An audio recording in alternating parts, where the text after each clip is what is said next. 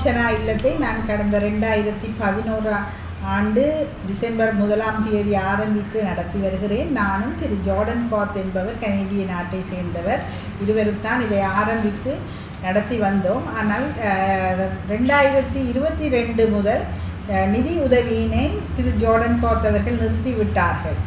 ஆனாலும் இந்த சேவை எங்களுக்கு மிகவும் தேவையாக இருக்கிறது. இலங்கை திருநாட்டிலே மது போதைப்பொருள் பாவனையால் அதிகம் சிறுவர்களும் இளைஞர்களும் அவதியுற்று கொண்டிருக்கும் காலத்தில் இது நிறுத்துவதற்குரிய நேரமில்லை என்பதை நான் உணர்ந்து இதை தொடர்ச்சியாக மிகவும் கஷ்டமாக இதை நடத்தி கொண்டு வருகிறேன்.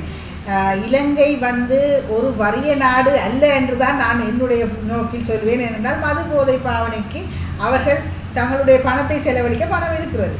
ஆகவே அவர்கள் குணமடைவதற்கும் நாங்கள் ஒரு கட்டிடத்தை கட்டி அதிகமான குடி போதைப்பொருள் பாவனையால் நோயுற்றிருக்கும் எங்கள் பிள்ளைகளுக்கு நாங்கள் உதவி செய்ய நீங்கள் எல்லோரும் என்னுடன் கைகோர்க்க வேண்டும். நாங்கள் இந்த சேவையை தொடர்ச்சியாக நடத்த வேண்டும். மட்டக்களப்பில் மாத்திரமல்ல, கொழும்பிலும் யாழ்ப்பாணத்திலும் காலியிலும் மலையகத்திலும் ஒவ்வொரு நிலையங்கள் அமைத்து நாங்கள் இந்த சேவையை சிறப்பாக செய்யலாம். என்றால் எங்களுக்கு ஒரு அழகான பாட விதானம் உள்ளது. இந்த சிலபஸின் ஊடாக அவர்கள் சொல்கிறார்கள், எங்களுக்கு இலகுவாக இருக்கிறது எங்கள் போதையிலிருந்து வெளியில் வருவதற்கென்று.